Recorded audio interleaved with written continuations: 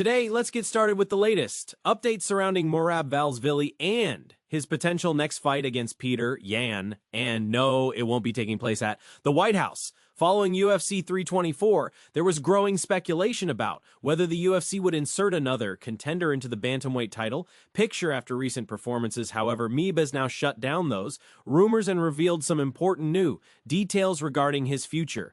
Before diving in, don't forget to like the video to support the channel. It really helps us out. In a recent interview with Full Violence, Merab confirmed that the UFC has officially guaranteed him the next title shot, despite the excitement around the rumored White House card. Merab made it clear that his upcoming fight will not be part of that event. That said, he doesn't seem bothered by where the fight takes place, according to MEB. The UFC acknowledged his hard work and confirmed that he is next in line for the title. He referenced his rivalry with Petr Yan, noting that he defeated John in 2023 before John got his win back in 2025, while fans speculated about a White House showdown. MEB stated that the UFC told him directly that his title fight would not happen there. Still, he emphasized that location doesn't matter to him, whether it's the White House, the Apex, or even his own backyard. As long as it's a UFC fight, he's ready. While this all sounds promising, there's unfortunately some concerning news regarding Petr Yan. It was recently revealed that Jan underwent a lengthy 9-hour surgical procedure. Jan shared an update on his Instagram story, explaining that he had surgery on his lower back and was under anesthesia for 9 hours. He added that he expects to return to action in a couple of months. At this point, the exact nature of Jan's injury hasn't been disclosed. However, lower back surgery is often serious and could sideline a fighter for 6 months or even longer, depending on recovery. This raises an important question moving forward. Will Merab wait for Jan to recover and run it back later this summer or possibly in the fall, or will he consider taking another fight in the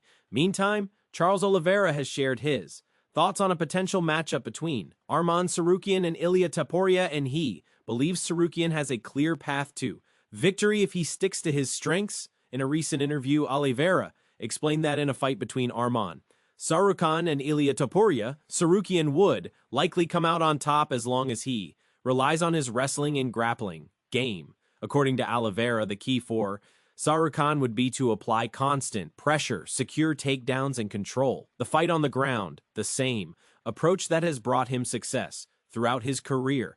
Oliveira emphasized that if Tsarukyan fights the way he normally does, pushing forward and consistently taking his opponent down, he believes Tsarukyan would definitely win the fight. However, he also issued a clear warning. If Tsarukyan chooses to stay on the feet and engage in striking exchanges with Topuria, Oliveira feels the outcome could be disastrous. In his words, standing and trading with Topuria would almost certainly lead to a knockout. This perspective comes from personal experience. Oliveira openly reflected on his own fight against Ilia Topuria at UFC 317, where he admitted he made a critical mistake by trying to stand and trade instead of following a grappling-heavy game plan. Oliveira has previously criticized himself for abandoning his coach's strategy during that fight, a decision that ultimately led to him getting knocked out. Looking back, Oliveira believes that if he had committed to wrestling and avoided prolonged striking exchanges, he would have given himself a much better chance to win. That same lesson, he says, applies directly to Tsarukyan. Discipline, pressure, and wrestling are the keys. Abandoning that plan against a dangerous striker like Topuria could end the fight quickly. In the same interview, Charles Oliveira also opened up about his current training camp and mindset as he prepares for his next UFC appearance. Just over a month from now, Oliveira is scheduled to face Max Holloway at UFC 326 on March 7th, where the two will compete for the BMF title in what promises to be a high-profile matchup. When asked how he feels heading into the fight, Oliveira expressed confidence and positivity. He explained that he is genuinely happy with how everything has been progressing so far. According to Oliveira, the training has been going well, and both his mental state and spirit are in a strong place. He hopes that everything continues on this path so that when fight night arrives, he can remain fully focused on doing what he believes he was born to do inside the cage. Ilia also revealed that his team is carefully studying Holloway and working on putting together the best possible game plan. However, he acknowledged that fans are drawn to him because of his aggressive fighting style. Oliveira is known for constantly moving forward, applying pressure, and hunting his opponents, which makes his fights exciting to watch. While that approach has brought him success, it also comes with risks. This aggressive mindset is particularly concerning given that Oliveira carried a similar approach into his fight with Ilia Topuria, a decision that ultimately cost him the fight after being caught by a single decisive shot. Pressure and aggression may be entertaining, but at the highest level, one mistake can change everything. AA seems aware of this balance as he prepares for Holloway, a fighter known for durability, pace, and elite striking beyond UFC 326. Oliveira also shared his thoughts on the rumored UFC White House event. When asked whether he would want to compete on such a historic card, Oliveira made it clear that the idea excites him. He said that fighting at the White House would be about legacy and making history, something that has never been done before. While he described the opportunity as potentially magical, he also emphasized that many factors would need to align. One major variable is Ilia Topuria's future. If Topuria moves up a weight class and vacates the lightweight title, it could trigger a chain reaction. In that scenario, Justin Gates' interim belt could be elevated to undisputed status, opening the door for Oliveira to challenge for the official lightweight championship, possibly on the White House card. For now, however, Ilia remains focused on one task at a time. His priority is Max Holloway. A strong performance and a big win at UFC 326 would place him in an excellent position for whatever comes next. That said, Holloway remains a dangerous opponent, and outside of his loss to Topuria, he has proven time and again that he is one of the toughest challenges in the division. Diego Lopes has responded directly to the growing criticism from the MMA community ahead of his upcoming fight, addressing the backlash surrounding his rematch with Alexander Volkanovski. In the lead-up to fight week, Lopes spoke openly about the reaction from fans who were unhappy with the UFC granting him an immediate rematch against Volkanovski. Many fans argued that other contenders in the featherweight division are more deserving of the opportunity, pointing to fighters like Movsar Evlov and Lone Murphy, both of whom remain undefeated. Evlov in particular has built a strong resume with wins over high-profile opponents such as Aljamain Sterling and even a previous victory over Diego Lopes himself. Responding to the criticism, Lopes made it clear that no matter who the UFC selects, fans will always find something to complain about. He explained that if EVV were given the title opportunity, people would question his inactivity, his lack of finishes, or the quality of his opponents. According to Lopes, public opinion constantly shifts, and there is no scenario where everyone is satisfied. Whether a fighter beats a top 10 opponent or someone outside the UFC, the criticism never truly stops. While Lopes makes a fair point, it is still easy to argue that Evlo has a strong case for a title shot. Not only is he undefeated, but he also previously defeated Lopes in a competitive bout that went to a decision. In that fight, Lopes started aggressively but gradually faded as Evlov imposed his pace and control. That matchup took place several years ago, and it would be intriguing to see how much Lopes has evolved since then. Shifting focus back to the upcoming fight, Charles Oliveira weighed in on the matchup during an exclusive interview. Oliveira believes that Diego Lopes has what it takes to defeat Alexander Volkanovski at UFC 325. While acknowledging Volkanovski's experience, movement, and toughness, Oliveira pointed to Lopes's speed, aggression, and rapidly improving skill set as key factors.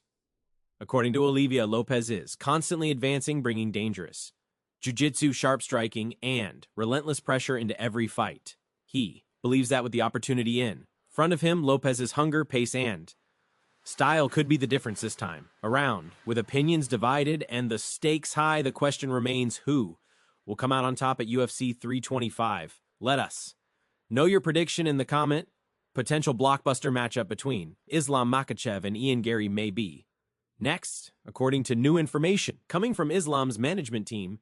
During a recent interview with MMA Junkies Mike Bond, Islam Makhachev's manager Ali Abdelaziz revealed that the UFC is currently leaning toward booking Islam against Ian Garry, not Kamaru Usman, despite both fighters expressing interest in facing one another. According to Abdelaziz, Makhachev and Usman are aligned in wanting the fight, but the UFC appears to have different plans for the welterweight title picture. Ali explained that there are two possible dates and locations being discussed.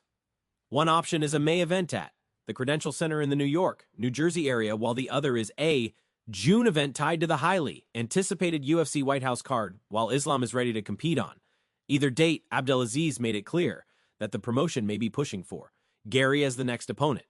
Abdelaziz did not hide his frustration with the idea. He questioned the logic behind booking Ian Garry for such a massive fight, pointing out that Garry is coming off a loss to Shavkat Rakhmonov and was nearly finished in another recent bout. In Ali's view, Garry has not proven himself as a major draw or a fighter deserving of headlining a card of this magnitude. He emphasized that this was his personal perspective and acknowledged that the UFC likely sees things differently. Despite the uncertainty, Abdelaziz reiterated that Islam is willing to fight in May or June and is open to either the New Jersey event or the White House card. Ultimately, he said, discussions will continue until a final decision is made. Meanwhile, Ian Garry has embraced the possibility of facing Makhachev. Garry recently posted a video on Instagram praising Islam as one of the most dangerous fighters on the planet.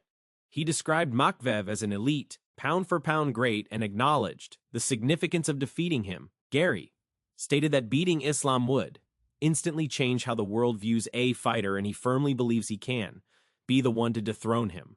Whether the UFC moves forward with Ian Garry or chooses another challenger, one thing is becoming increasingly clear. The promotion does not appear eager to book Kamaru Usman against Islam Makhachev next, despite mutual interest from both fighters. As the UFC enters 2026, the promotion has begun making roster cuts, and several names have already been released, including one that may surprise many fans. According to reporting from Kevin Iole, Lucas Almeida has been released from the UFC roster. Almeida struggled to gain momentum during his time with the promotion, posting a 2-4 record across 6 appearances. He exits the organization on a 2-fight losing streak and also missed weight in one of his bouts. As of now, Almeida has not issued a public statement regarding his release. Another fighter who has been cut is Darius Flowers. Flowers earned his UFC contract through Dana White's Contender Series in 2022, but once he reached the main roster, he failed to secure a win. He went 0-2-3 inside the octagon, and following that run, the UFC has opted to part ways with him. The most surprising release, however, appears to be Patchy Mix, one of the most highly anticipated signings to come over from Bellator. Mix entered the UFC with significant hype after dominating his previous competition. Unfortunately, his transition to the UFC did not go as planned. Mix went 0-2 in the promotion, failing to replicate his earlier success. Compounding the situation, it was revealed in October 2025 that one of Mix's Bellator wins from May 17, 2024, had been overturned after he tested positive for a banned substance. While it was not performance-enhancing drugs, the failed test still reflected poorly, and that incident reportedly played a role in the UFC's decision to release him. Mix has already moved on from the UFC. It has been confirmed that he will compete at Reason 52 on March 6th in Tokyo, where he is set to face Kiyomato Akimoto. Speaking at a press conference, Mix explained how the release unfolded and why he chose this next step in his career. According to Mix, he waited several weeks after his last fight before being informed by his management that the UFC would be releasing him. That news prompted him to reassess his future and explore new opportunities. He revealed that a major factor in his decision was moving up to featherweight, allowing him to rebrand himself and showcase a new version of his game. Mix admitted that extreme weight cuts had drained his enjoyment of fighting and believes this transition is crucial for his longevity. Choosing Reason, he said, was an easy decision, having competed there in 2019. Mix praised the Japanese fans, the atmosphere, and the organization itself, calling the move a natural fit for the next chapter of his career.